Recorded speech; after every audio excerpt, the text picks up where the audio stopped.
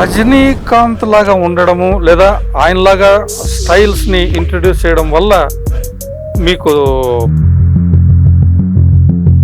என்ன சொல்லுங்க போடா போ పో ఆమా నా రజనీకాంత్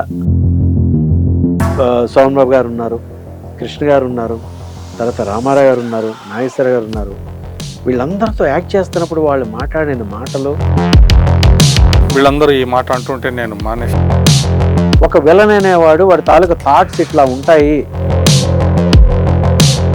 ఆ రోహిణి మా ఫాదర్ తీసుకెళ్ళిపోయి చెన్నైకి వెళ్ళిపోవడం, అది చిన్నప్పుడు ఒకసారి పారిపోతే ఫ్యామిలీలో ఎక్కడైనా డిస్టర్బెన్స్ జరిగిందనుకోండి. రఘువరన్ గారితో మీ రిలేషన్ ఎలా ఉండేది? మంచి ఇంట్రెస్ట్ పాయింట్, ఇది చాలా బాగుంటుంది. నేను హీరోగా పనిచేయనా, కుర్రోళ్ళ లేనా అన్నది. అయిపోయి చాలా కుర్రోళ్ళ ఉన్నారు సార్ అని అంటే నవ్వి ఐఎమ్ 67. ఇంకా ఫెయిల్ ఏంటండి 67. దాత్రి టీవీలో మీ పర్సనల్ ఇంటర్వ్యూ కోసం, వ్యాపార ప్రకటనల కోసం ఈ నెంబర్కి సంప్రదించండి. ధాత్రి టీవీ ప్రేక్షకులకు నమస్కారం. ఈరోజు మనం ఒక అరుదైన వ్యక్తిత్వం ఉన్న మనిషిని పరిచయం చేసుకోబోతున్నాం, మాట్లాడబోతున్నాం. ఆయన ఒక తుఫాను, ఆయన కెరీర్ ఒక సునామీ. అయితే పరిచయమైన రోజు నుంచి, ఆయన ఇండస్ట్రీకి పరిచయమైన రోజు నుంచి ఈ రోజు వరకు చెక్కు చెదరని రూపం. అప్పుడు ఎలా ఉన్నారు, ఇప్పుడు అలాగే ఉన్నారు. అది ఒక క్వాలిటీ. అసలు నిజంగా ఆయన జీవితాన్ని పరిశీలిస్తేనండి, మళ్ళీ మళ్ళీ లేవాలన్న ఉత్సాహం ఎక్కువై దానికోసమే పడుతున్నాడు ఆయన అనిపించే గొప్ప మలుపులు ఆయన జీవితంలో. ఓకే, ఇన్ని లక్షణాలు చెప్తున్నాము. మరి ఎవరండి ఆ అరుదైన వ్యక్తి అంటే, he is none other than Balaji గారు. బాలాజీ గారు, వెల్కమ్. వెల్కమ్. నమస్తే సార్. ఇన్నాళ్ళకి మేము మీతో కూర్చొని ఇలా మాట్లాడే అవకాశం దొరికింది నాకు. సార్, మీ గురించి తెలియని వాళ్ళు అంటే ఎవరు లేరండి ఇండస్ట్రీలో. మీ గురించి మీరు ఎలా వచ్చారు, ఎలా సాధించారు, ఎన్ని మలుపులు తీసుకున్నారు, ఇవన్నీ తెలియని వాళ్ళు అంటూ ఎవరు లేరు. సో అవన్నీ పక్కన పెట్టేసి అసలైన ఎసెన్స్, అసలైన క్రీమ్ ఏదైతే ఉందో దాని గురించి డిస్కస్ చేద్దాం. షూర్. మీరు నాకు ఫస్ట్ ఒక క్వశ్చన్ అండి. మీరు వినాయక చవితి పండుగ చేసుకుంటారా? చేసుకుంటాను. వినాయకుడిని ప్రతి సంవత్సరం తీసుకొని వస్తారా? ప్రతిమ ఎప్పుడు తీసుకొస్తూ ఉంటాం. ఆ ప్రతిమలో ఎప్పుడు ఏ సంవత్సరం మార్పు ఉండదు కదా? ఎప్పుడు అలాగే ఉంటుంది. మీలాగే అయ్యా. విఘ్నేశ్వర నమస్తుభ్యం సతతమోదక ప్రియం నిర్విఘ్నం కురుమేదేవ సర్వ కార్యేషు సర్వదా. వండర్ఫుల్. మన సంకల్పం ఏమి చేయాలనుకుంటున్నామో అది విఘ్నాన్ని కలగకుండా అవిఘ్నమస్తు అని చెప్పేసి ఆశీర్వదించడానికి ఆ వినాయకుడు మనకి ప్రతీకగా ఉన్నాడు. అట్లాంటి వినాయకుడిని పూజించుకుంటూ అలాంటి చిన్న మనస్తత్వం కలిగిన ఆ భావంలో ఉండాలని చెప్పేసి ఎప్పుడు అనుకుంటూ ఉంటాం. Wonderful, wonderful. అసలు మీరు ఇలా ఉండిపోవడానికి కారణం ఏంటండి? అంటే ఏంటి అసలు, ఎలా సంభవం అసలు? సంభవం అంటే నాకు తెలిసి మనిషిలో ఏదో ఒక మార్పు అన్న ఉంటుంది. అస్సలు లేదు. స్కిన్ అలాగే ఉంది, గ్లో అలాగే ఉంది, మీలో ఉన్న ఫైర్ అలాగే ఉంది, మీలో ఉన్న కళ అలాగే ఉంది. ఎలా ఎలా ఇది అంటే ఏదైనా మనం చేయాలనుకునేటప్పుడు లేకపోతే చేస్తున్నప్పుడు కానీ అది మనకి దక్కకపోతే దాని మీద ఒక అంటే ఏది ప్రక్షాళన జరుగుతూ ఉంటుందండి. అది మనసులో జరుగుతూ ఉంటుంది. దాన్ని జరిగేటప్పుడు మనం దాన్ని ఎట్లా చేయాలనుకుంటే శారీరకంగా, తర్వాత బుద్ధిపరంగా, మాటపరంగా ఇవన్నీ క్యాల్కులేట్ చేసుకుంటూ సమతూలంగా వెళ్ళడానికి సపోర్ట్ చేసుకోవడానికి మన రన్నింగ్ అంటారు దాన్ని, రన్ చేయడం కానీ లేకపోతే దాని ముందు పరిగెట్టడం కానీ ఇవన్నీ చేయడం వల్ల ఏంటంటే మనకి తెలియకుండానే మనలో అన్ని చేంజెస్ రాకుండా మనల్ని అలాగే ఉంచుతుందండి ఎప్పుడు కూడా. అంటే నేను అనుకుంటున్నాను, నాకు అది అలాగా. నెక్స్ట్ ఏంటంటే చాలామందిని పెద్దవాళ్ళని చూసాను. పెద్దవాళ్ళ దగ్గర నేర్చుకున్నది మనం ఎలా ఉండాలి, ఏం మాట్లాడాలి, ఏం చేస్తే మనం ఆరోగ్యంగా ఉంటాం, ఎదుటివాడిని ఆరోగ్యంగా ఉంచుతాం. ఈ రెండిట్లో ఫస్ట్ నేను కోరుకున్నది ఏంటంటే, ఎదుటివాడిని ఆరోగ్యంగా ఉంచగలిగితే నేను ఆరోగ్యంగా ఉంటాను. That is the positive think అనమాట. ఆ పాజిటివ్నెస్ ఎప్పుడైతే మనిషిలో ఉందో మనకి ఇవన్నీ ఏమి కనబడవండి. ఓకే. అది వెళ్తూ ఉంటుంది, ఆ జర్నీ వెళ్తూ ఉంటుంది. ఆ జర్నీలో ఏమొచ్చినా కూడా nothing nothing nothing nothing but something, ఎక్కడో దగ్గర ఏదో ఉంటుంది. ఆ సంథింగ్ అనే దానికి ఎతకడం కోసమే మనం వెళ్తూ ఉంటాం. సార్, సైన్స్ సూత్రం కానివ్వండి, బెర్నార్డ్ షా గారి అన్న మాట కానివ్వండి, ఒకటి ఏంటంటే, to get something we have to lose something. Yes sir. ఒకటి సంపాదించాలంటే ఒకటి పోగొట్టుకోవాలి, వదులుకోవాలి కదా. మీరు ఇంత పర్ఫెక్ట్గా, ఇంత ఇదిగా, ఇంత క్రమశిక్షణతో ఉండాలంటే ఖచ్చితంగా మీరు ఏదో పోగొట్టుకునే ఉండాలి. పోగొట్టుకోవడం మీన్స్ ఆరోగ్యపరంగా కానీ ఇంకో పరంగా కానీ అన్ని అలవాట్లు రిస్ట్రిక్ట్ చేసుకోవడం ఇలాంటివి ఉన్నాయా అవి మీకు? అంటే పోగొట్టుకోవడం అనేది ఏంటంటే మన తాలూకా జీవన విధానం అండి. జీవన విధానం గడపాలి అని అనుకుంటే కావాల్సింది దానికి మనీ అంటారు, కానీ నేను దాన్ని డబ్బుని తీసుకోను అనమాట. డబ్బు అని చెప్పను, మనకి నీడ్, అది అవసరం. కాబట్టి అది ఎప్పుడైతే కరువు అవుతుందో, కరువు అవుతున్నప్పుడు మనకి ఒక రకమైన తెలియని ఒక రకమైన టెన్షన్ కానీ లేకపోతే ఆత్రం కానీ అన్నీ పెరుగుతూ ఉంటుంది. ఆ రెండు లేకుండా వదిలేసామనుకోండి, అప్పుడు లూజ్ ఏమవుతాం, మనీ అనేది పక్కన పడిపోద్ది, దాని గురించి వెళ్ళదు. అంటే పరుగులాట ఉండదండి. కొన్ని లూజ్ అవ్వడం అంటే ఎస్, చాలామందిని నేను చిన్నప్పుడు మా చిన్నాన్ని వాళ్ళందరినీ చాలామందిని చూశాను. ఏమీ అలవాట్లు లేవు. ఒక టైంలో పరిస్థితుల వలన మనిషి తాలూకా ఆరోగ్యాన్ని పాడు చేసుకొని, మనిషి తాలూకా ఆలోచనల్ని చెడగొట్టుకొని, ఎమోషన్స్ అయిపోయి దానికి ఒక విరుద్ధంగా తయారైపోయిన వ్యక్తులు చాలామందిని చూశాను సార్. దానికి విరుగుడు అనే దాన్ని ఒక మందునో లేకపోతే సిగరెట్ అనో లేకపోతే ఇంక వేరే అలవాటనో ఇవి దీనికి క్రోడీకరించుకుంటారు. అంటే ఆ టైంలో వాళ్ళకి ఆరుదల అనేది మందు దగ్గర రావచ్చు, లేదా సిగరెట్ దగ్గర రావచ్చు, లేదంటే ఒక తెలియని స్నేహితుల దగ్గర రావచ్చు, మగాళ్ళు అవ్వచ్చు, ఆడవాళ్ళు అవ్వచ్చు. ఈ మూడు ఆ సమయంలో వాళ్ళు చేర్చుకొని వాటి వలన ఆ క్షణిక ఆనందం పొందుతారు, కానీ ద లాంగ్ రన్ అనేది వాళ్ళకి ఇది శాశ్వతం కాదు అనేది తెలిసే లోపుని వీళ్ళు దిగిపోతారండి చరిత్రకి. అంటే ముందుకు అడుగు వేయలేని పరిస్థితి వస్తారన్నమాట. ఆ పరిస్థితి మనం తెచ్చుకోకుండా ఉండడానికే మనకి దేవుడు జ్ఞానం అనేది ఇచ్చాడు, ఆలోచన ఇచ్చాడు, మాట ఇచ్చాడు. ఈ మూడింటిని మన దగ్గర ఉంచుకొని మనం నడిచే దారి సుముఖంగా చేసుకుంటూ దాన్ని వెళ్తూ ఉంటే హెల్దీ, హ్యాపీ అనేది నేను తెలుసుకొని దాన్ని అట్లాగా ఆచరిస్తూ ఉంటాను. ఇవి ఎక్కడి నుంచో కాదండి. సోమన్ బాబు గారు ఉన్నారు, కృష్ణ గారు ఉన్నారు, తర్వాత రామారావు గారు ఉన్నారు, నాగేశ్వర గారు ఉన్నారు.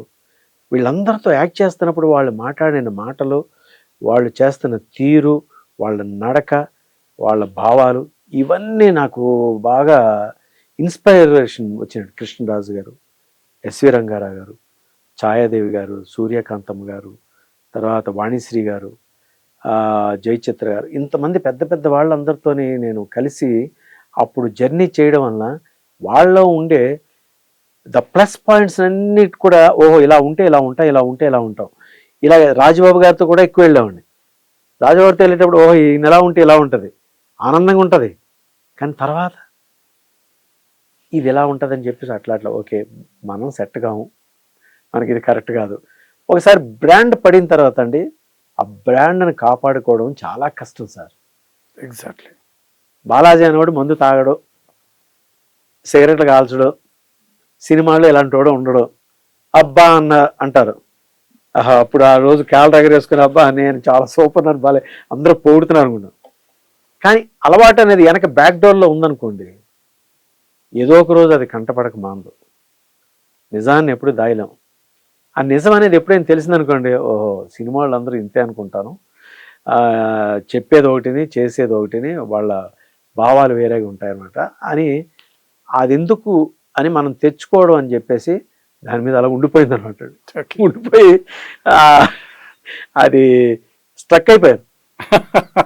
స్ట్రక్ అయిపోయి వెళ్ళాలన్నా కూడా వెళ్ళాలనిపించదు, ఉండాలనుకున్నా ఉండబుద్ధి అయ్యేది అప్పుడప్పుడు. సరే ఓకే కానీ కానీ కానీ అలాగా ఇంక పిల్లలు వచ్చిన తర్వాత ఇంకా వాళ్ళు వచ్చిన తర్వాత వాళ్ళతోని ఇది అలా వెళ్తూ ఉండేది అన్నట్టు. Wonderful sir. నాకు తెలిసి మీకు మందు అలవాటు లేదు, సిగరెట్ అలవాటు లేదు, గుట్కాలు ఇట్లాంటివి ఏవి అలవాటు లేవు. ఓకే, కాఫీ టీ కూడా అలవాటు లేవా? కాఫీ అసలు చిన్నప్పటి నుంచి అలవాట్లేదు. చిన్నప్పుడు నేను 7వ తరగతి 8వ తరగతి చదువుతున్నప్పుడు అండి, ఇంట్లో లేచిపోయి పరిగెడతా ఉండేవాడిని. పరిగెట్టి వెళ్లే ముందు ఏంటంటే అక్కడ మా అనకాపల్లిలోను, తర్వాత తాపేశ్వరంలో ఎక్కడ ఉంటే అక్కడ ఆ కొట్లు ఉండే, చిన్న చిన్న కొట్లు. ఆ కొట్లో కోడిగుడ్లు అమ్ముతూ ఉండేవారు. అప్పుడు ఎంత అండి, 5 పైసలు ఒకటి. అలాంటి పచ్చి కోడిగుడ్లు 4 తాగేసి కొట్టేసి అక్కడే తాగేసి పరిగెడతా ఉండేవాడిని. పరిగెట్టి కొంత దూరం వెళ్ళి మళ్ళీ వచ్చి 4 అరటిపళ్ళు తినేసి వచ్చి పడుకున్నాను. ఇదే చెద్దన్నం పెట్టారు సత్తుగిల్లో. ఆ చెద్దన్నం తినేసి ఉల్లిపాయ లేకపోతే పచ్చిమిరకాయ అది వేసుకొని తినేసాడిని. ఒడియాలు ఇచ్చేవారు, తెలగపిండి ఒడియాలు అంటారు అప్పుడు, ఆ ఫేమస్ అది. అవి ఇచ్చి అవి తినేసి అలాగా అలవాటు చేసుకున్నాను. ఈ అలవాటు ఎందుకు వచ్చిందంటే అండి, అంటే మనకి ఫ్యామిలీ అనేది ఒకటి ఉంటుంది సార్. ఫ్యామిలీలో ఎక్కడైనా డిస్టర్బెన్స్ జరిగిందనుకోండి, డిస్టర్బెన్స్ జరిగినప్పుడు మనం కొన్నాటిని వదులుకోవాల్సి వస్తుంది, కొన్నాటికి పరిమితం అయిపోవాల్సి వస్తుంది. అలాగా నాకు చిన్న వయసులోనే మా మదర్ చనిపోవడం వలన, నేను కొందరి దగ్గర ఉండడం వలన, మా నాన్నగారు అక్కడ పెట్టడం వలన, అక్కడ పరిస్థితులను బట్టి వాళ్ళకి అనుకూలంగా మనం ఎంతవరకు ఉండాలో అంతవరకే. కోరికలు ఉన్నా కూడా మనం అడిగే పరిస్థితి తెచ్చుకునేవాడిని కాదు, వద్దని చెప్పేవాడిని. ఎందుకంటే అది అలవాటు అయిపోయింది, అట్లా అలాగ అలవాటు అయిపోయి.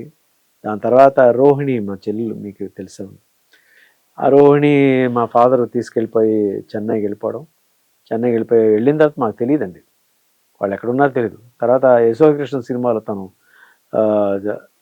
కృష్ణుడి పాత్ర చేస్తూ ఉంటే మాకు అప్పుడు లెటర్ రాస్తే చూడడం, అబ్బో మన సినిమాలో ఉన్నారని చెప్పేసి అందరూ చేయడం, అట్లా అలా అలా అలా కొంచెం సినిమా సైడ్ అంతకు ముందు నుంచి ఉండేది. మా నాన్నగారికి చిన్నప్పటి నుంచి సినిమాల్లో ఉండాలని కోరిక అంటండి. అది చిన్నప్పుడు ఒకసారి పారిపోతే తీసుకొచ్చి మళ్ళీ పెళ్లి చేసేసి చేశారు. తర్వాత మా మదర్ చనిపోయిన తర్వాత ఆ కోరిక మరి ఉండిపోయినట్టుంది, వెళ్ళిపోయినట్టున్నారు. వెళ్ళిపోయి తను కోటలో పాక సినిమాలో విఠలాచారి గారి సినిమాలో హీరోగా చేశారండి మా ఫాదరు. దాంతో పేరండి అంటే అప్పాజీ అంటారు, విఠల్ బాబు అని పెట్టుకున్నారు. విఠలాచారి గారు ఇంట్రొడక్షన్ చేశారు కాబట్టి విఠల్ బాబు అని పెట్టుకున్నారు. దాని తర్వాత రోహిణికి బాగా ఛాన్సెస్ రావడం వలన, ఎంతైనా రక్తం నుంచి వచ్చిన వాళ్ళకి ఎక్కువ ప్రాముఖ్యత ఇస్తారు.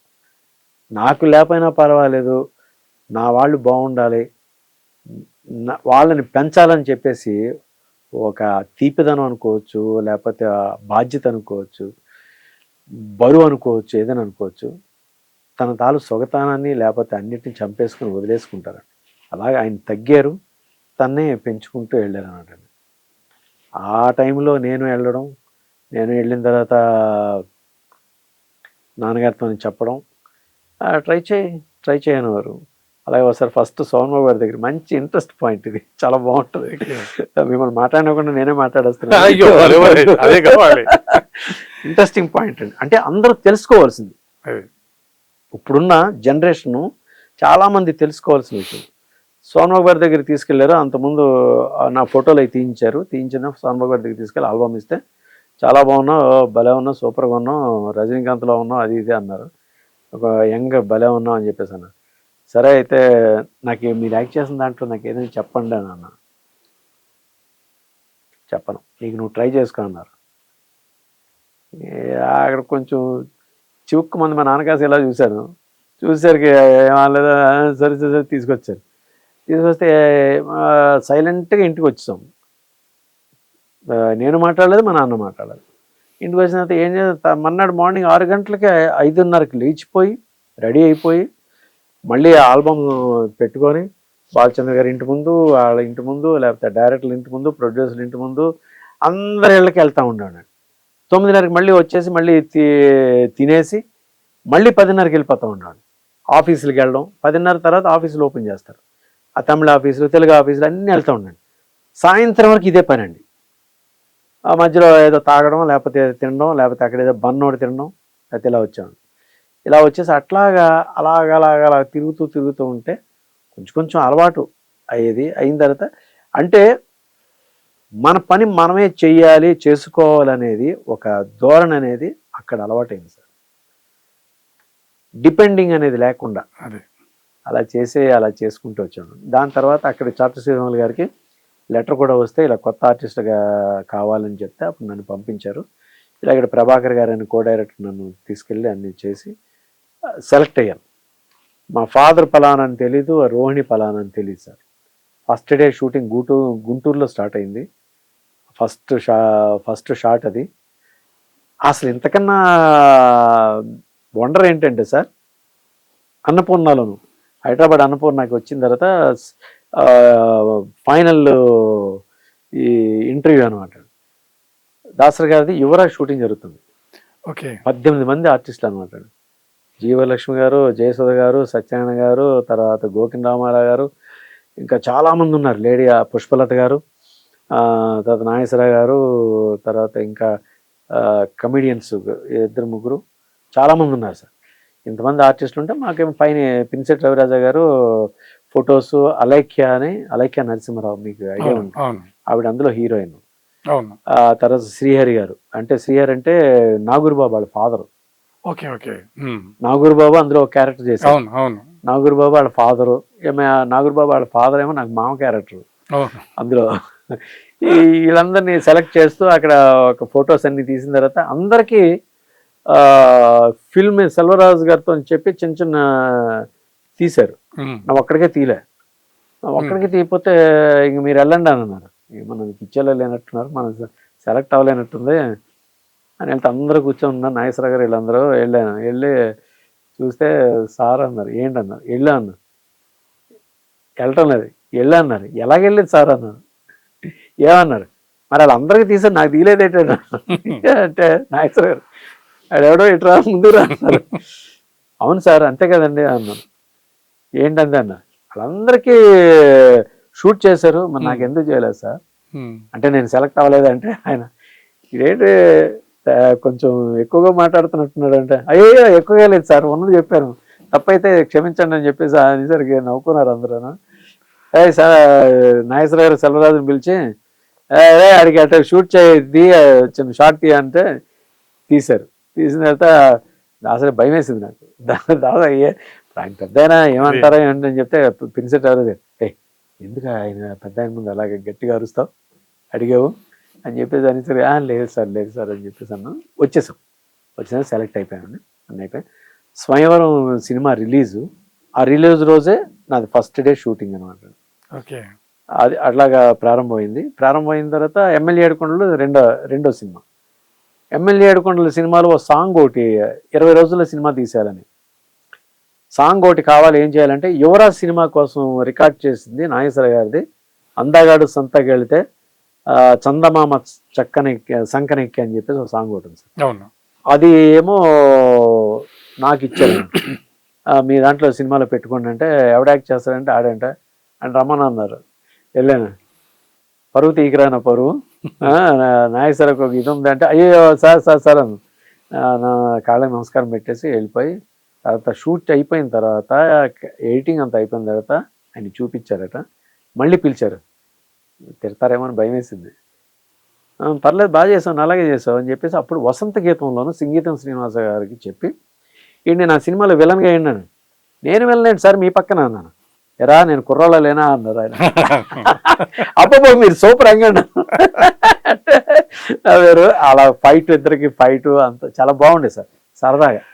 అంటే మనం చెప్పాలనుకునేది భయం లేకుండా చెప్పడం అనేది ఒక కళ అండి. అది ఉన్నది ఉన్నట్టు మాట్లాడడం అనేది అది తనకి కెరియర్లో బ్యాక్లాగ్ అవ్వచ్చు, లేకపోతే ముందుకెళ్ళడానికి ఏదైనా అవ్వచ్చు. కానీ అది ఉన్నది ఉన్నట్టు మాట్లాడడం వల్ల మనలో ఉండే యాంటీ యాక్సిడ్స్ అంటారు, అంటే అవి ఆమ్లాలు అంటారు. ఒక రకమైన ఆమ్లం మనకి తెలియకుండానే అది ప్రొడ్యూస్ అవుతూ ఉంటుంది. అవి రావు సార్. అవి రాకుండా మనకే హెల్ప్ అవుతాం, మనమే నెంబర్ 1గా ఉంటాం, మనమే. Very good point, very good point. ఇది ఇట్లాగా చెన్నై వెళ్తా ఉంటే ఐశ్వర్యంగారావు దగ్గర కూర్చుని నాకు రిలేషన్ అవుతారు, కొంచెం వెళ్ళి కూర్చొని మాట్లాడితే ఆయన డైలాగులు అవి వినే అట్లాగా మీ దేవుడు అలాగే ఇచ్చాడు, నాకు ఇలాగ ఇచ్చాడు అని. ఏరా అన్నారు, మీకు ఆంగికం అంత ఇచ్చాడు, నేనేంటి ఎంత గద్దున్నాను, నేను మీలాగా యాక్ట్ చేసినా కూడా చాలా అసహ్యంగా ఉంటుంది అంటే నవ్వుకుంటారు. నీ స్టైల్ నీదిరా, ఎవరి స్టైల్ వాళ్ళదే, ఒకరి స్టైల్లో ఎప్పుడు కొట్టాలని చూడు, కానీ దాన్ని ఇన్స్పైర్ అవ్వాలి. ఒక పెద్ద హీరోని ఎవరినైనా ఇన్స్పిరేషన్ తీసుకోండి, ఇన్స్పిరేషన్ తీసుకొని అనుకరణ అనేది మాత్రం చేయొద్దు అని చెప్పేవారు.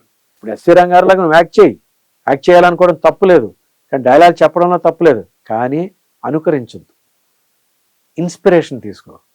What is the style of dialogue delivery, what is the style of moment, what is the sight of looks, ఇవన్నీ కూడా ఆ డైలాగ్ కటింగ్స్.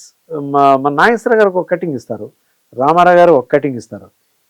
వీటిల్లో నువ్వేం ప్రత్యేకత చేయగలవు, నువ్వెలా మాట్లాడగలవు, నువ్వెలా చేయగలవు అనేది నీకే, అది నీ దారి నీది. అందరి దారులతో నువ్వు వెళ్తున్నట్టు నీ దారి ఒక సెపరేట్గా ఒక రన్వేలోను నీకంటూ ఒక దారి ఏర్పరచుకొని నువ్వు వెళ్ళగలిగినప్పుడు యూఆర్ గుడ్ అని చెప్పారు అంటారు ఎస్వి రంగారావు.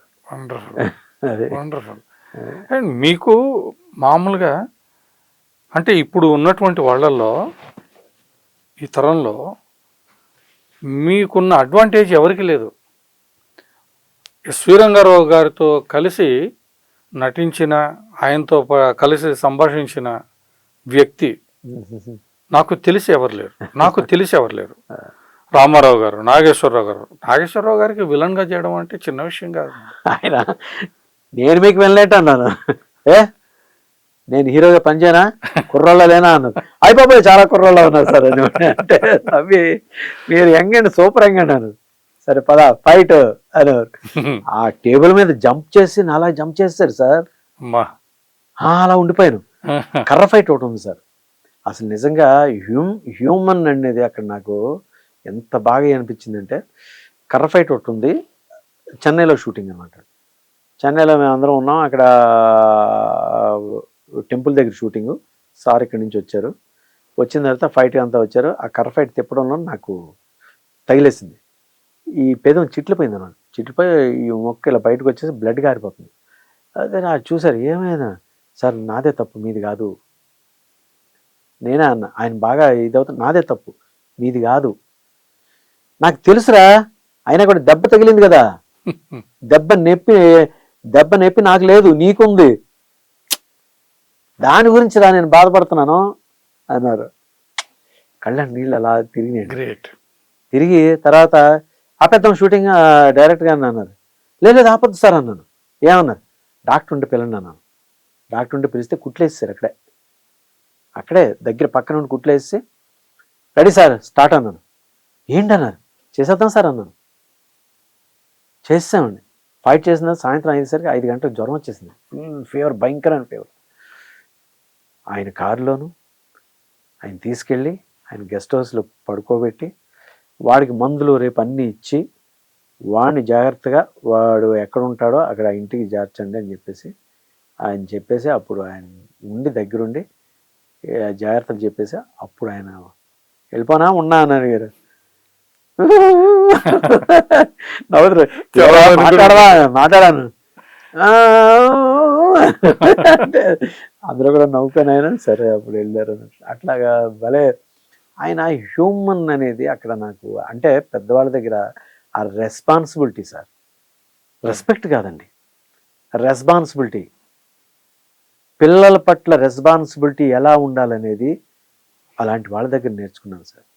రామారావు గారి దగ్గర, నాగేశ్వర గారి దగ్గర, కృష్ణ గారి దగ్గర, సోమబాబు గారి దగ్గర, ఆ తర్వాత సూర్య, వీళ్ళందరి దగ్గర అండి పిల్లల పట్ల ఎట్లా ఉండాలి, వాళ్ళతో మనం ఎంతవరకు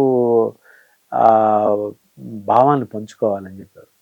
నేను విలన్ క్యారెక్టర్లు చేశాను సార్, అన్నీ ప్రతి సినిమాలో చేతిలో గ్లాసు, చేతిలో సిగరెట్టు.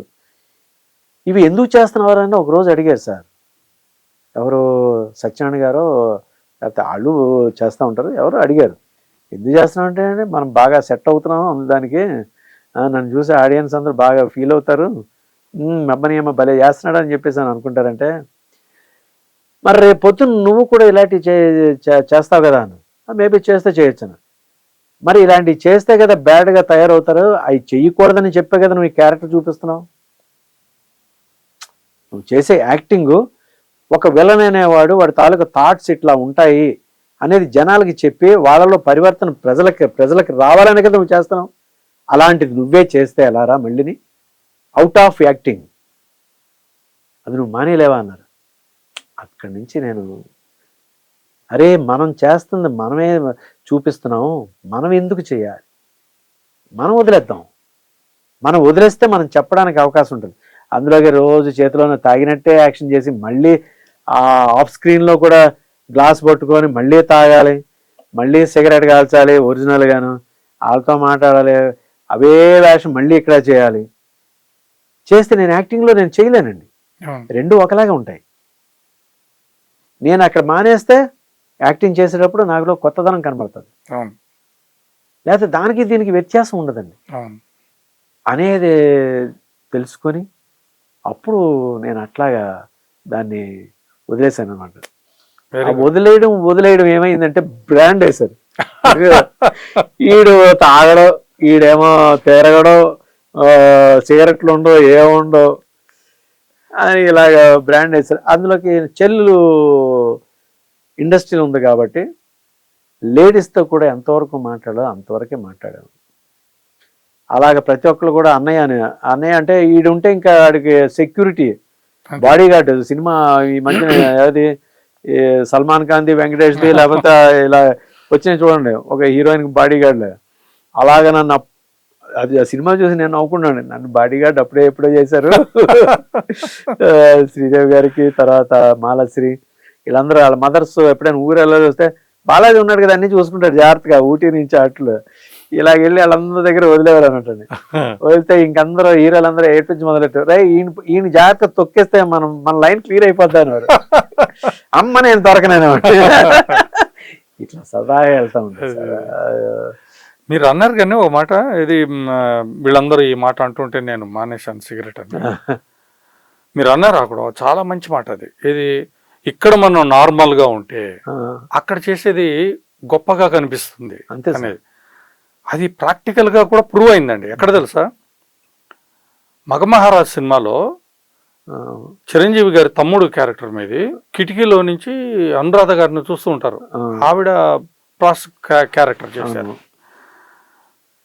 ఆ దీనిలో ఇంట్లో నుంచి తరిమేసిన తర్వాత మీరు బయటకు వచ్చి ఆయన రే ఏం చేస్తున్నావు చేయకపోతే ఆపేసి సిగరెట్ తీసి నోట్లో పెట్టుకొని వెలిగిస్తా, థియేటర్ అంతా అరుపులు. నేను అరిచాను ఎవరిని అరిచి విజిలేసి చప్పట్లు కొట్టాను నేను. అంటే యు ఆర్ రైట్, అది మనం బయట చేయకుండా అక్కడ చేసినప్పుడు ఆ ఫ్రెష్నెస్ బాగా కనబడుతుంది. చాలా బాగుంది, చాలా వెరీ గుడ్. అది అలాగా ఆ సీన్కి ఏంటంటే సార్, అసలు అనురాధతో చేసే సీన్స్ అయితే అసలు వండర్ అనమాట అండి. ఆ సినిమాకి సెలక్షన్ ఎలా అనుకున్నారు, అయ్యో మామూలుగా లేదండి బాబు. ఆ సినిమా తీస్తున్నారని, విజయబాబు గారి సినిమా తీస్తున్నారని అందరికీ తెలిస్తే డిస్ట్రిబ్యూటర్స్ వాళ్ళందరూ వాళ్ళ కొడుకుల్ని వీళ్ళందరినీ తీసుకెళ్లారట. దాసరి గారికి ఫోన్ చేసి మీ దగ్గర ఆడు ఉన్నాడు కదా, ఆడిని ఒకసారి నాకు పంపించండి, ఆడు దీనికి ఇలా సినిమాలో మెయిన్ క్యారెక్టర్ అది కావాలంటే అప్పుడు నన్ను వెళ్ళమంటే ఆయన డేట్లు అనమాట. వెళ్ళమంటే వెళ్ళిన తర్వాత రేపు రా అన్నారు విజయబాబు రెడ్డి గారు. మన్నాడు వెళ్ళాను. మన్నాడు వెళ్తే మంగళవారి దగ్గర తీసుకెళ్లారండి. మీసాలు తీయించేశారు. నా మీసాలు తీసుకెళ్ళారు, తీసేశారు. నిక్కర్ ఒకటి వేయించారు, షర్ట్ ఒకటి వేసారు, కటింగ్ చేయించారండి. కటింగ్ చేయించి తలకంతా నూనె పెట్టేసి బాగా దువ్వి ఎక్కన్నారు. మారుతి వ్యాన్లో ఎక్కించి వాహిని స్టూడియో తీసుకెళ్లారు. ఆ షూటింగ్లో జరిగే ప్రతి ఆర్టిస్ట్కి చూసి ఎలా ఉన్నాడంటే ఎలా ఉన్నాడు అందరూ, సత్యనారాయణ గారు వీళ్ళు కానీ, నూతన ప్రసాద్ గారు, వాళ్ళ దగ్గరికి అందరు ప్రతి ఒక్కరి దగ్గర తీసుకెళ్లారు. అలాగా 2-3 రోజులు తీసుకెళ్లారు. తర్వాత ఏం చేశారు, ప్యాంటు షర్ట్ వేసి మీసాలు అంటించి మళ్ళీ తీసుకెళ్లారు. మళ్ళీ తీసుకెళ్తే ఎవడే భలే ఉన్నాడు, ఎవడే కుర్రాడు అన్నారు. చాలా బాగున్నాడా అంటే మీరు గుర్తుపట్టలేదు అన్నారు. అసలు గుర్తే తెలియట్లేదు, అసలు ఎక్కడ చూసామన్నారు. ఓ మొన్న వచ్చాడు కదండి నిక్కర్ వేసుకుని. ఆడు అక్కడేనా, ఇంత చేంజా అన్న. ఏమైనా జరుగుతుంటే దేవుడి దేవలన అది మనకు వచ్చి అది చేసిన చిరంజీవి గారితో జర్నీ. ఆ చిరంజీవి గారు నా దగ్గరికి కారు వచ్చేది, నా దగ్గర నుంచి చిరంజీవి గారి దగ్గరికి వెళ్ళేది. వెళ్తూ ఇలా కావాలని చెప్పారు. అసలు వండర్ అండి, నేను ఊహించలేదు అసలు. అంటే నెల్లూరులో చదువుకుంటూ ఉన్నప్పుడు నాగబాబు నేను క్లాస్మేట్స్. ఆయన బిఎల్, నేనేమో ఇక్కడ నేను సర్వోదయ కాలేజీ, నాగబాబు గారేమో విఆర్సి. ఒకే ప్లేస్లో ఉండాడు. ఆయన ఇల్లు ఎక్కడ, నేను ఉండేది మా పెదనాన్న గారి దగ్గర. అక్కడే ఎక్కువ చిరంజీవి గారు మోటార్ బైక్ మీద వచ్చినప్పుడు ప్రాణం ఖరీదు అన్నీ థియేటర్లో ఎగిరించడం అని. అలాంటి సార్తోని నేను పక్కన కూర్చొని వెళ్తున్నానా, ఇది నిజమా, అసలు కళ, అసలు ఇది అదృష్టం దేవుడు ఇచ్చిన వరమే కదా నాకు అనుకున్నా. అని చెప్తా ఉంటే అలా మైమర్చిపోయి అలాగ ఆయన కాదు చూస్తాను. ఏంటి అలా ఏం లేదు సార్ అంటే, ఇక్కడికి రా, ఈ లోకంలోకి రా, బాగా యాక్ట్ చేయి. అందరూ చెప్పారు సార్, బాగా ఎంకరేజ్ చేసేవాడు. బాగానండి, అందరూ చెప్పారు సార్. ప్రతి ఒక్కరు ఇలా చేయాలరా, అలా చేయాలరా. ఎవరు మన నానమ్మ నిర్మలమ్మ గారు, వీళ్ళందరూ వచ్చి, మా నాన్నగారు కొంచెం బాగా తెలుసు, రోహిణి కూడా అందులో ఉంది. ఇవన్నీ చేసి ఇలా చేయాలి, అలా చేయాలి, అలా చేయాలని అందరూ వినేవాడిని. వెళ్ళిపోయి ఎక్కడ కూర్చునేవాడినండి, వీళ్ళందరూ కనబడకుండా ఈ కాస్ట్యూమ్స్ లోపల వాళ్ళ దగ్గరికి వెళ్ళిపోతే వాళ్ళ ట్రంక్ పెట్లు ఉంటాయి, ఆ ట్రంక్ పెట్ల మీద కూర్చునేవాడిని. మళ్ళీ దొరికితే ఏం చెప్తారో అని చెప్పేసి ఇలా అలా ఆలోచించి ఏం యాక్ట్ చేయాలి, ఆ సీన్ పేపర్, ఆ డైలాగులన్నీ చదువుకొని అన్నీ చేసి మనం యాక్ట్ చేసిన తర్వాత మనం చెప్పింది ఇటు చేయడండి, ఆడనుకున్నదే చేస్తాడు. అదే వీళ్ళందరూ అన్నారు, ఏమో చేద్దాం అనుకుంటున్నానండి కానీ రావట్లేదు లోపల నుంచి, ఇలాగే వెళ్తుంది, నేనేం చేయాలండి నేను వాడిని. బాగుందా బాగాలేదంటే బాగుంది, బాగా చేసేవాడు అన్నారు. అలాగా సిగరెట్ అది రాత్రి 12 గంటలు తీశారు సార్ షాట్. అబ్బో, 30 మంది ఆర్టిస్టులు ఉన్నారు. ఆ సీనే హైలైట్ అట. అవును, అది ఎవరు వీడు ఎలా చేస్తాడో చూడ్డానికి అని చెప్పి అందరూ కూర్చుంటే నాకేమో ఒక పక్క ఇందాక చెప్పాను కదా సార్, ఎక్కువ మంది ఉంటే నాకు ఇంకా ఇన్స్పైర్ అవుతానని. వీళ్ళందరూ ఉండడంతో ఒక పక్క భయం ఉందో, ఒక పక్క ఇన్స్పిరేషన్ వచ్చింది. ఓకే, సో ఈ లక్షణం అక్కడ బాగా మీకు నాకు అక్కడ ఉపయోగపడిందండి. ఉపయోగపడి ఆ చెయ్యడంలోనూ, ఆ చేసిన తర్వాత ఆ గేటు నుంచి పడతాను, కంకరాలు ఉన్నాయి సార్. అవును, నిజంగానే గుచ్చిపోయింది, బ్లడ్ వచ్చింది. కానీ అది చెప్పలే. ఆ షార్ట్ అంతా అయిపోయిన తర్వాత అప్పుడు చూశారు, అరే చెప్పొచ్చు కదా పర్లేదా అనేది. అలాగే మీరు ఇప్పుడు కూడా మగమహారాజ్ చూస్తే ఒక షాట్ మీకు అర్థమవుతుంది. ఆయన కొడితే గోడకు గుద్దుకుంటే నాకు నిజంగానే ఇక్కడ తగిలింది, కానీ ఇక్కడ కొడతాడు. అవును, ఇలా కొట్టడం ఇక్కడ పెట్టుకుని ఇక్కడ చేసాను, అది పర్టికులర్ చూస్తే తెలుస్తాడు. అవును అవును, నిజంగానే బొడుపు వచ్చేసింది అనమాట. బొడుపు వస్తే ఏమన్నా ఏం లేదండి అని అనేవాడిని.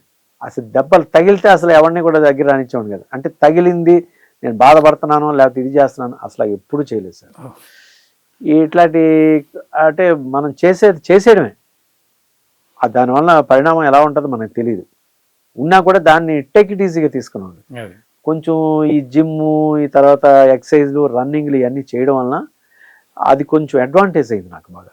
దేనికైనా కూడా బాడీ ఫ్లెక్సిబిలిటీ అనేది అది fitness అలవాటు, ఉంటుంది. ఫిట్నెస్. అందుకే ప్రతి ఒక్కరికి చెప్పామండి, మీరు ముందు ఏం చేయాలనుకున్నా మన బాడీ ఫిట్నెస్ కావాలని. ఇప్పుడున్న ఆర్టిస్టులు చాలామంది చెప్తాను, ఏం చేయాలండి, ఉదయం 4 గంటలు లెగాలని, పరిగెట్టండి, గుర్రం పరిగినట్టు పరిగెట్టాల, ఇంటికి వచ్చి హాయిగా చన్నీళ్ళు స్నానం చేయండి, చద్దనం తినండి, పెరుగన్నంలో వేసుకొని అవి తినండి, మీ గ్లో అద్భుతంగా ఉంటుందని చెప్పాను. ఇలాగా అందరికీ చెప్తా ఉండాను అనమాట. ఇట్లాగా వెళ్తా ఉంది. ఇప్పుడు మగ మహారాజులో అండి రోహిణి గారు మీ నిజ జీవితంలో చెల్లెలే, దాంట్లో కూడా చెల్లెలుగా యాక్ట్ చేశారు ఆవిడ. మీ ఫ్యామిలీలో మొట్టమొదట ఆర్టిస్ట్ అయింది మీ నాన్నగారు, తర్వాత రోహిణి గారు. రోహిణి రఘువరన్ గారితో మీ రిలేషన్ ఎలా ఉండేది? చాలా బాగుండదు. రఘువరన్తో అయితే అసలు నేను,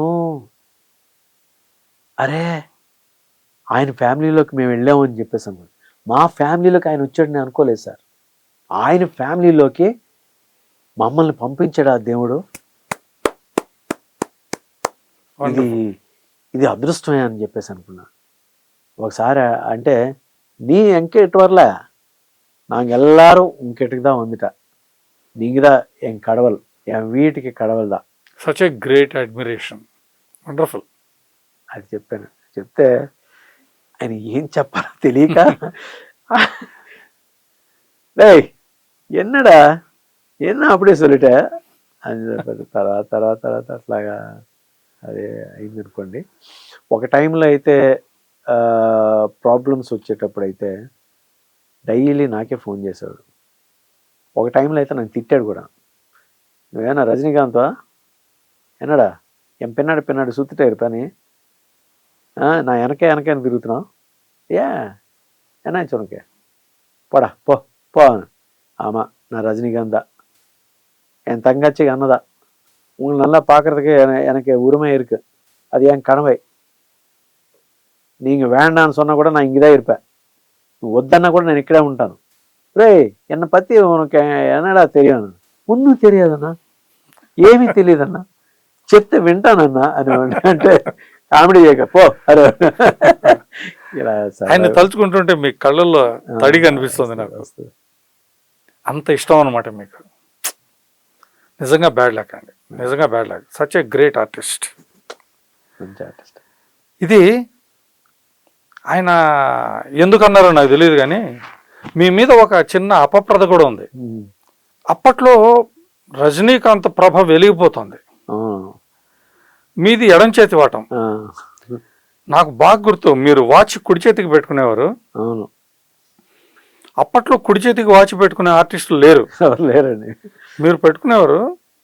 ఆ సిగరెట్ వేయడం, హెయిర్స్ ఇలా అనడము, ఇది ఒక కొంతమంది ఇండస్ట్రీకి సంబంధించిన వాళ్ళ దగ్గర నేను విన్నాను కూడా. ఏంటి, వాడు తెలుగు రజనీకాంత్ అని. రజనీకాంత్ లాగా ఉండడము లేదా ఆయనలాగా స్టైల్స్ని ఇంట్రడ్యూస్ చేయడం వల్ల మీకు మంచి జరిగిందా, చెడు జరిగిందా? మంచి చెడు అనేది అంటే ఒక రకంగా అంటే దాన్ని ఏది బ్యాక్లాగే అయ్యింది. బ్యాక్లాగ్ అంటే కొంచెం అయింది. అంటే యాక్చువల్గా నేను చిన్నప్పుడు అంటే నాకు 7th క్లాస్లోనే మా మదర్ ఉండేటప్పుడు ఎయిర్కి అంత దూతే చెరిపేసుకున్నాను. అప్పుడే కర్ర ఇలా విసురుతూ ఉండండి, ఇలా పట్టుకున్నాను, ఇవన్నీ చేసేవాడిని. ఒక టైంలో అండి ఏవిఎం స్టూడియోలోను బాబా ఎడిటింగ్ జరుగుతుంది, సారథి. నాదేమో సీరియల్, ఏవిఎం వాళ్ళది సీరియల్ జరుగుతుంది. ఇక్కడ షూటింగ్ జరుగుతుంది, ఆయన అక్కడ ఎడిటింగ్ జరుగుతుంది. నేను బయట కనబడితే పిలిచారు, వెళ్ళాలనుంది, పిలిస్తే ఆయన సిగరెట్ కాల్చుకుంటూ ఇట్లా ఇలా కాలుస్తూ, పేరన్నా బాలాజీ అని సొన్నా ఒక కూర్చున్నాను. కూర్చుంటే ఎవరంటే ఇలా రోహిణి బ్రదర్ అంటే కొంచెం ఆయనకి రఘువరన్ ఇవన్నీ తెలిసారు, కొంచెం అయ్యారు. అయిన తర్వాత ఆయన అలాగే చూస్తూ ఉన్నారు. ఆయన అలా చూస్తుంటే ఎవరో వచ్చి అన్నారు, మీలాగే ఉన్నాడండి ఆడ అన్నారు. ఆమా నాకు కూడా పాతిటారుగా, ఏం మాదిరి ఇరుకన్నా అని ఆయన అంటే, ఇల్లు ఏం మాదేది నీ ఇరుకని ఉంటే ఆయన అది ఉండిపోయాడు. నాలాగే మీరు ఉన్నారన్నాను. ఏమన్నారు? మీరు ముందు పుట్టారు, నేను వెనక పుట్టాను. దేవుడు తప్పు చేశాడు. మీరు ఏ టైంలో మీరు ఇండస్ట్రీకి వచ్చారని అడిగాను. పలానా టైంలో. అంటే నాకు 15 సంవత్సరాలు వచ్చిన తర్వాత మీరు వచ్చారు. నేను 7వ తరగతిలోనే తల చెరిపేసుకున్నాను. 6వ తరగతిలోనే కర్ర ఇలా విసిరేవాడిని. ఈ కర్ర ఇలా విసిరి ఇలా పట్టుకునేవాడిని. మా అమ్మ కొడతా ఉండేది శుభ్రంగా. పిచ్చి పిచ్చి ఆశాలు వేయకని కొడతా ఉండేది. మరి ఆ స్టైల్స్ అప్పుడే చేసినోడిని అది మీకు ఎలా దక్కింది అని అడిగారు. ఆయనకు నోట మాట వచ్చింది. అవే అదా సార్ கடவுளோ அப்படி பண்ணிட்டேன். நீங்க சூப்பர் ஸ்டார் ஆயிட்டா, நாங்க நார்மல் ஸ்டார் ஆயிட்டா. பரவாயில்ல, எனக்கு நான் தான் சூப்பர் ஸ்டார். பரவாயில்ல அப்படி చెప్పాను. సార్ உங்க ఇది பார்த்துட்டு எனக்கு ఓ నడవడిలో ఉంగ నడిపులో అంటే మీరు యాక్ట్ చేస్తున్న దీంట్లో మీరు మాట్లాడే మాటలో ప్రతి అక్షరంలోనూ ప్రతి చూపులోనూ నన్ను చూసుకునేవాడిని. అది నాకు కనెక్ట్ అయింది బాగా. ఓ జీవానికి ఓ జీవం కనెక్ట్ అంటారు సార్, అట్లాగే ఏదో వండర్స్ అంటారు కదండి, ప్రపంచంలో 7 మంది ఒకేలాగా ఉంటారు అట్లాగా. అలాగే భావాలు ఒకేలాగా కలిసిన అందులో ఒకడిని నేను. ఆ భావాలతోనే నేను ఈరోజు కొంచెం ఆ స్టైల్తో పాటు ఫేస్ కూడా అలాగే ఉండడం, లేకపోతే కలర్ అలా ఉండడం, లేకపోతే ఇలా ఉండడం, మీలో కొన్ని మంచితనాన్ని నేను కొంచెం క్యాప్చర్ చేశానండి. మీ మాట, మీ నవ్వు, మీరు ఎదుటి వాళ్ళతో ఎట్లా ఉండాలి, ఏం చేయాలి, ఇవన్నీ నాకు ఇన్స్పిరేషన్ సార్. ఇది చాలు ఈ జన్మకి బ్యూటిఫుల్ అని చెప్తే ఆయన ఊరుకున్నారు. బ్యూటిఫుల్ అండి. నాకు ఒక చిన్న డౌట్, అంటే నేను రాసిన స్క్రిప్ట్స్లో మీరు క్యారెక్టర్స్ చేశారు, చాలా చూశాను. మీ టాలెంట్ నాకు తెలుసు. అయితే దాసరి గారు లాంటి ఒక స్టాల్వర్ట్ చేతిలో పరిచయమైన మీరు చిరంజీవి గారికి అప్పట్లోనే తమ్ముడుగా నటించి ఇప్పుడు సంక్రాంతికి వచ్చాం బుల్లిరాజు క్యారెక్టర్ ఎలాగైతే హైలైట్ అయిందో అలాగా మగమహారాజు సినిమాలో మీరు హైలైట్ అయ్యారు. చిరంజీవి గారి తర్వాత ఆ సినిమాలో చెప్పుకుంది మీ గురించి, నా గురించి, ముఖ్యంగా నాలాంటి కుర్రాళ్ళు అప్పుడు. అయితే అంత ఇదిగా వచ్చిన మీరు ఎందుకు ఒక సేలబిలిటీ ఉన్న స్టార్గా పెద్ద దీనిగా ఎందుకు రాలేకపోయారంటారు? అరే నేను ఎంత కష్టపడినా కూడా నాకు రాలేదే, వాళ్ళు సరిగ్గా నన్ను ఎంకరేజ్ చేయలేదు, బ్యాక్గ్రౌండ్ లేదనో లేకపోతే ఏదను, అదన్నీ పక్కన పెట్టినా కూడా మన తాలూకా ఎక్కడో ఒక దగ్గర బ్యాక్ స్టెప్ వేసింది అయి ఉంటుంది. అది ఏంటనేది మనం చూసుకునే లోపనే టైం చాలా గడిచిపోయింది. గడిచిపోవడం, అది వేయడం కూడా ఏంటంటే, నేను 1987లోను పీక్లో ఉన్నాను, సినిమాలన్నీ పీక్లో ఉన్నాను. తర్వాత అన్నీ చేస్తూ ఉంటే ఏది కార్తీక్తోనూ సినిమా తీశానండి, ప్రొడ్యూస్ చేశాను. అది దానివల్ల దెబ్బతిన్నా, బాగా డబ్బులు పోయినాయి. అన్నీ చేసిన తర్వాత దాన్ని రికవరీ చేసుకోవడానికి నాకు మళ్ళీ ఒక 10 years పట్టింది. 10 years లోపుని ఏంటంటే, నేను సర్వైవల్ అవ్వడానికి నా ఫ్యామిలీని కానీ ఒకరి మీద ఆధారపడకుండా ఉండకుండా మనం బ్రతకడానికి, మన జీవనం సాగించడానికి అనేది టీవీ అనేది నాకు అప్పుడు వచ్చిందనమాట. టీవీ హైదరాబాద్ రావడం, హైదరాబాద్లో టీవీలు రావడం, తర్వాత చిన్న అన్నీ చేయడం, అట్లాగే మీరు పరిచయం అవ్వడం కూడా అక్కడే సార్. మిమ్మల్ని చూసి చాలా భయపడేవాడిని అసలు. అంటే రచయిత దగ్గర మేము ఎప్పుడూ కూడా ఎక్కడైనా కూడా సినిమాల్లో కూడా రచయిత అంటే దేవుడితో సమానం మాకండి. అంటే ఎవరికైనా బ్రహ్మ తర్వాత రచయితలు వాళ్ళు బ్రహ్మలండి. తలరాతను రాసేది వాళ్ళే అయితే మన విధిరాతను రాసేది రచయితలండి. Thank you. నటులు విధిరాతనే. ఆ రచయితలు ఎప్పుడు కూడా మేము నమస్కారం పెట్టడం, వాళ్ళ కాళ్ళకి దండం పెట్టుకోవడం, దగ్గరికి వెళ్ళి అలాగే రచయితలు అంటే భయం, భక్తి, బాధ్యత, వాళ్ళ ముందు ఏం చెప్తే అది చేయాలని చెప్పేసి అది అలవాటు పడిపోయింది. ఏ రచయిత అయినా కూడా, చిన్న రచయిత అయినా కూడా, పెద్ద రచయిత అలా మిమ్మల్ని చూడగానే ఫస్ట్ అప్పుడు భయం వేసింది. సార్ బాగా రాస్తారు, చదివి విను, అమ్మో ఇంత రచనా శైలిలో మనం ఇంత ఏం మాట్లాడతాం, ఎలా మాట్లాడతాం తెలియదే అని అలా అనుకున్నాను. కానీ ప్రొడ్యూసర్ ఏదో ఒకటి చేయాలని చెప్పేసి అప్పుడు మళ్ళీ టీవీ సీరియల్ చేసేటప్పుడు మీతో చెయ్యాలి అని చెప్పేసి ఒక ఎందుకో ఎక్కడో సార్ తాలూకా రచన బాగుంది, చాలా కొలికల్గా ఉంటుంది మీదంతా, మీ స్టైల్ ఆఫ్ మాటలన్నీ చాలా కలుకలుగా అంటే మనసుకు అతుక్కుపోతాయండి. మనం ఇప్పుడు ఎలా మాట్లాడుకుంటున్నామో అలాగే ఉంటాయి. అందులో కూడా ఆ దైవత్వానికి సంబంధించింది లేకపోతే ఒక ఫిలాసఫీ అనేది కనబడతా ఉంటుంది సార్. అది ఎక్కడో నాకు టచ్ అయింది. అలాగే సంక్రాంతి కానుకని మీతో చేయాలనుకున్నప్పుడు కూడా మీతో మాట్లాడితే మీరు దానికి రాశారు, అందులో మీరు కూడా యాక్ట్ చేశారు, మనం చేసాం. చాలా మంచి ఎపిసోడ్ అండి. అందులోనే జాన్ కూడా మనం కెమెరామెన్ గా అందులో పరిచయం చేసాం, మీరు వాళ్ళ తమ్ముడు. ఇలాగ జర్నీ మీరు ఎప్పుడు రాసిన ఏది రాసినా సార్ రాశారు, ఇది బాగుంటుంది అని చాలా ఇదిగా ఉండదు. కానీ కొన్ని ఏంటంటే నా దగ్గర ఉంది అదొకటి బ్యాడ్. ఒకసారి వెళ్ళిన తర్వాత రెండోసారి కొంచెం దూరం పెరిగిపోతూ ఉంటుంది, ఏమంటే తెలియదు. అది వెనక అలా జరిగిపోతూ ఉంటుంది, మళ్ళీ వెళ్దాం. అది పిఆర్ అనేది కొంచెం నాకు వీక్.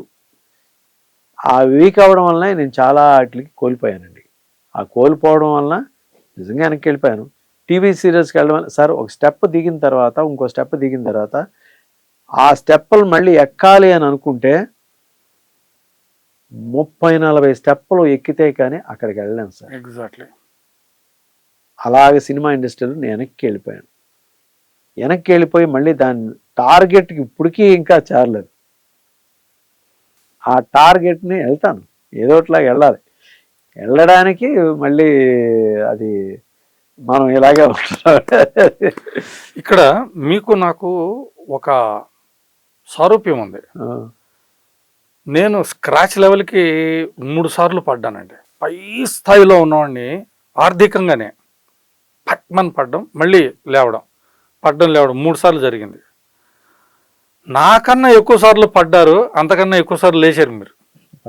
నాకు తెలిసి మీరు కృష్ణ గారితో కూడా సినిమా తీశారు. సోల్జర్ చిన్న విషయం కాదు. బయలుదేరింది ఎక్కడ, ప్రారంభం ఎక్కడ జరిగింది, ఎక్కడికి రీచ్ అయ్యారు, ఏం చేశారు. కార్తీక్ వాడితో ఆయనతో సినిమా తీయడం చిన్న విషయం కాదు, కృష్ణ గారితో సినిమా తీయడం చిన్న విషయం కాదు. ఇన్ని చేసి తప్పని పడి మళ్ళీ అక్కడ ఆగలా. ఇదే హెల్త్తో, ఇదే పర్సనాలిటీతో మళ్ళీ అదే ఫైర్తో లేచి నిలబడ్డారు. అందుకే నేను ఇంట్రొడక్షన్లో మీకు ఇది రాసింది పర్టికులర్.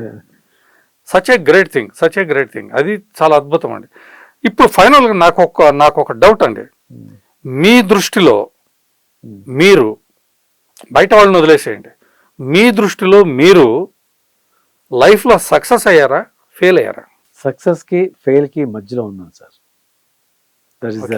రెండిటి మధ్యలో ఉన్నాను.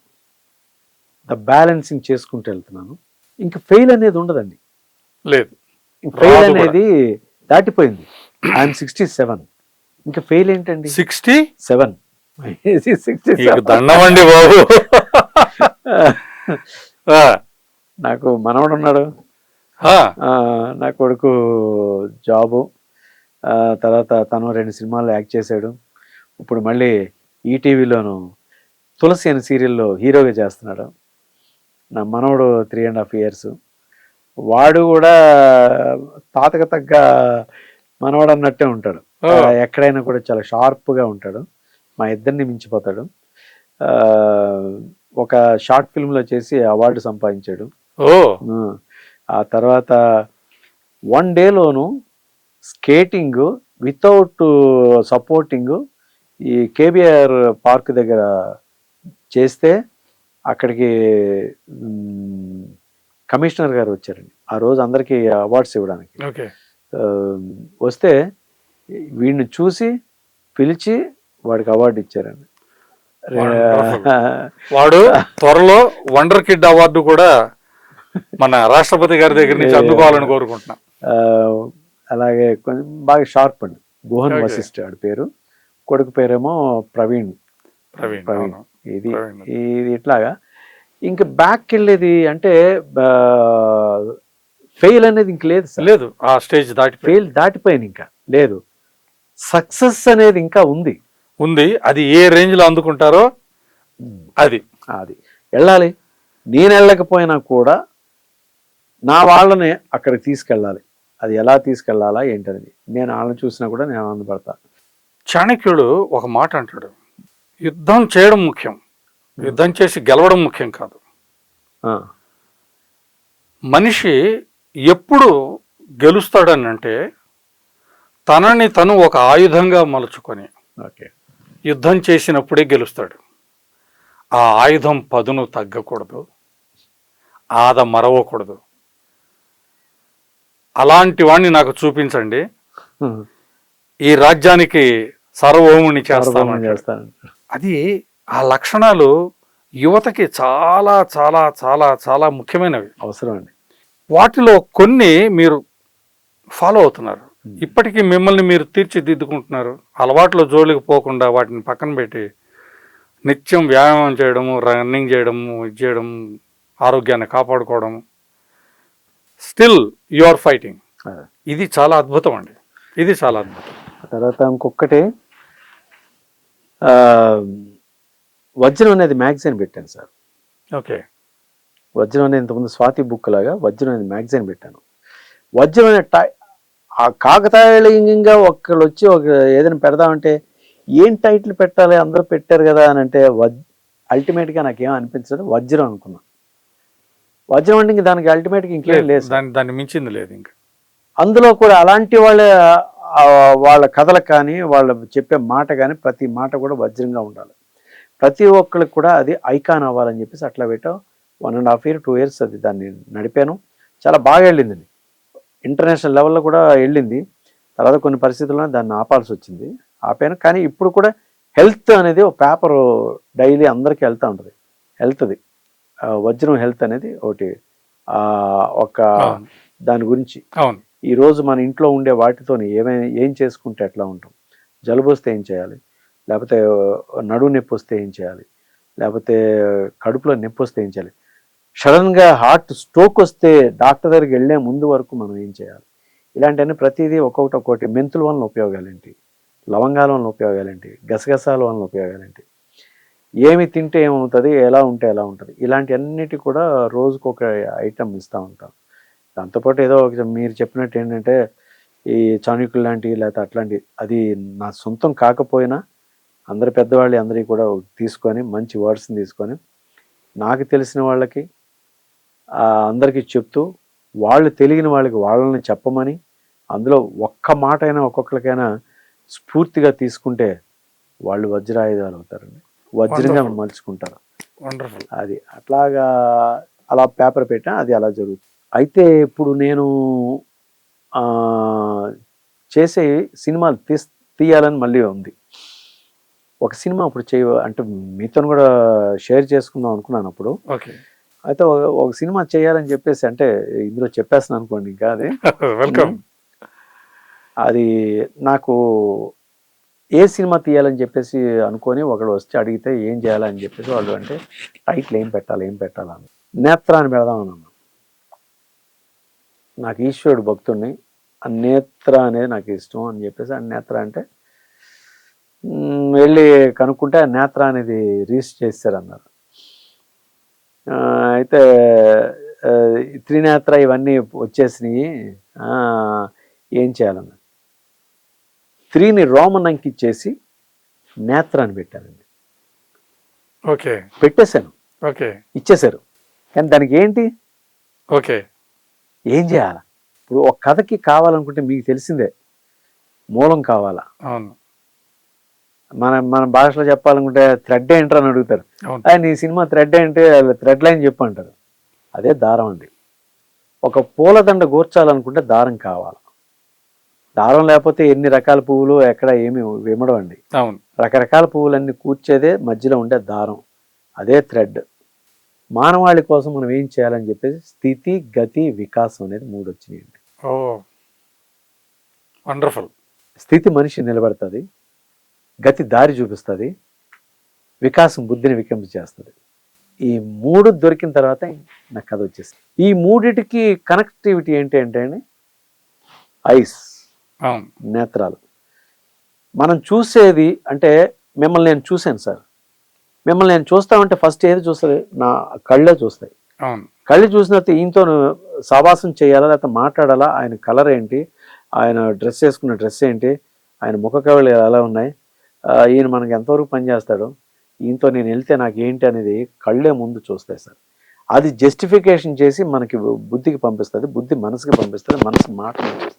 అప్పుడు పరమాత్ముడు అనేవాడు కనబడి ఏంటి ఎలా ఉంది అని అడిగాడు. కళ్ళుండి నేను అంధకారునిగా ఉన్నాను, కళ్ళు లేకపోయినా ఈ చీకట్లో మొత్తం చూడగలుగుతాం, వికాసంతో నేను అంతా చూడగలుగుతున్నాను. ఇది నా నిజమైన స్వరూపం, ఇది ఇప్పటిదాకా ఈ కళ్ళతో చూసాను, ఇప్పుడు ఈ కన్నుతో చూస్తున్నా. అది 3వ నేత్రం. ఇది సార్ కళ. అది చాలా బాగుంది. ఏదైనా ఏం లేదు సార్, సరదాగా వెళ్ళిపోవడమే అంతే. మనకు ఉన్నదాంతో తృప్తి పడడం, ఉన్నదాంతో వెళ్ళడం. ఇంకేం తీసుకెళ్ళాను సార్, నేనేం చేయలేను. ఎంతైనా లోడుకోవాలని ఉంటుంది, ఎంతకన్నా లోడుకుంటాను సార్, ఏం చేస్తాను ఇంకా కొంతవరకే. అంటే 15 వరకు ఒకే ఏజ్ అండి, 15 నుంచి 30 వరకు, 30 అంటే 29 వరకు ఒకటి, 29 నుంచి ఒక 40 వరకు ఒకటి, 40 నుంచి 55 వరకు ఒకటి, 50 నుంచి బౌండరీ అండి, అంటే అవుట్ ఆఫ్ బౌండరీ, 55 నుంచి ఇంక అవుట్ ఆఫ్ బౌండరీ. దీంట్లో నుంచి ప్రతి స్టేజ్లోనూ కూడా ఒక్కొక్క రకమైన ఆనందం ఉంటుంది సార్. యంగ్లోను బాగా పిల్లలతో ఆడడం కానీ, లేకపోతే హెల్దీ వాళ్ళని చూసి ఆనందపడడం. ఈ 15 నుంచి వాళ్ళు యూత్, కౌమార్యం మీకు తెలిసిందే, వాటిలో ఉంటారు. అది చాలా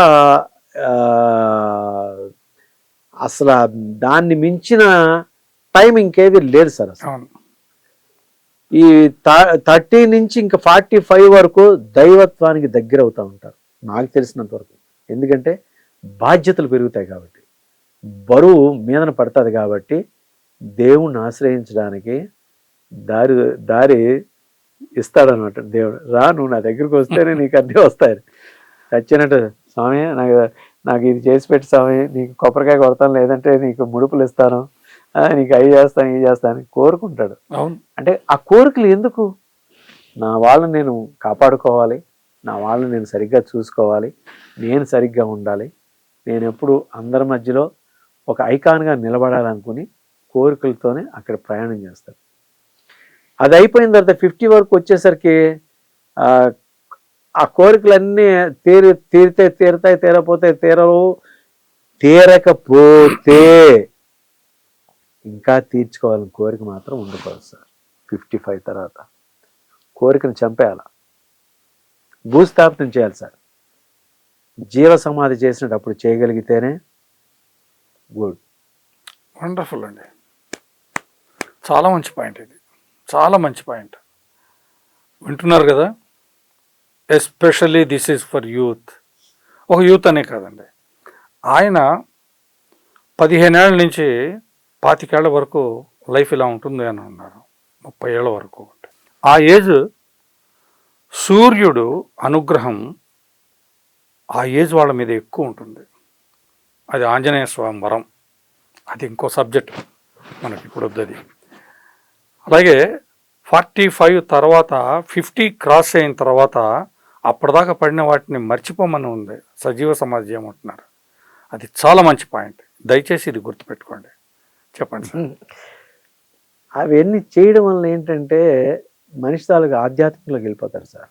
ఆధ్యాత్మికంగా వెళ్ళిపోయి నేనేంటి, నేను ఎలా వచ్చాను, ఎలా ఉన్నాను, ఎలా వెళ్ళిపోతాను. పుట్టడం మన చేతుల్లో లేదు, చావు మన చేతుల్లో ఉందని అనుకుంటాడు. నేను చావకూడదని అనుకుంటాడు. లాస్ట్ మినిట్ వరకు పోరాడుతూనే ఉంటాడు, అంటే మన చావుతోనే. కాదురా నీ టైం అయిపోయింది రా అని చెప్పేసి తీసుకెళ్తాడండి. ప్రతి ప్రాణి కూడా జీవం ఉన్న ప్రతి ప్రాణి కూడా ఒక టైంలో శాస్టేషన్ పాయింట్ ఎండింగ్ అనేది ప్రతి ఒక్కటి ఉంటుంది సార్.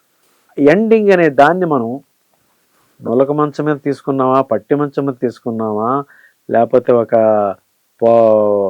స్పాంజి పరుపు మీద తీసుకున్నామా, బంగారు పరుపు దీంట్లో తీసుకున్నామా అనేది కాదు. ఎదుటి వాళ్ళని ఇబ్బంది పెట్టకుండా మనం ఇబ్బంది పడుతున్నా కూడా మనం సాఫీగా వెళ్ళిపోవడం అనేదే జీవిత సత్యం. No more. That is the white flash అండి. మన కళ్ళు మూసుకుంటే వైట్ ఫ్లాష్ ఎలా వెలుగుతుందో అలా వెలుగుతుందండి, అంతే. దాన్ని మనం రిసీవ్ చేసుకోవాలి, అంతకు మించి ఏం లేదు సార్, నథింగ్. చాలా మంచి విషయాలు చెప్పారండి. చాలా అంటే మనసు లోతుల్లో నుంచి మాట్లాడారు. చాలా సంతోషంగా ఉంది. మీరు చేసే ప్రాజెక్ట్స్ అన్నీ విజయవంతమై అన్నీ సక్సెస్ని తీసుకొచ్చి ఇప్పటిదాకా మీకు ఆర్థికం అన్న యాంగిల్ అలాగా మీతో పాటే ట్రావెల్ చేస్తుంది. అది ఇంకొంచెం హైప్ తీసుకొని మిమ్మల్ని పెంచాలి అని, ఈ మంచిని అందరికీ పంచాలని మనస్ఫూర్తి కోరుకుంటున్నాను. Thank you very much for coming అండి. అలాగే మన ధాత్రి టీవీ ప్రేక్షకులందరికీ కూడా, అలాగే ధాత్రి టీవీ యాజమాన్యానికి కూడా ధన్యవాదాలు తెలుపుకుంటున్నాను. ధాత్రి టీవీ యాజమాన్యం ఒక మంచి ఆలోచనలతోని, మంచి పోకడలతోని ప్రతి మనిషి ఒక ఆధ్యాత్మికంగా ఎదగాలని, అద్భుతమైన మనిషిగా మారాలని ఈ సంస్థని ఏర్పాటు చేసి దీని నుంచి ఏది ఆశించకుండా ప్రతి ఒక్క మనిషి కూడా ధాత్రి అనే ఒక ధైర్యంతో ముందుకు నడవాలనుకునే దృక్పథంతో వెళ్తున్న యాజమాన్యానికి మరొకసారి ధన్యవాదాలు తెలుపుకుంటున్నాను. God bless you to all. God bless you sir. Thank you so much.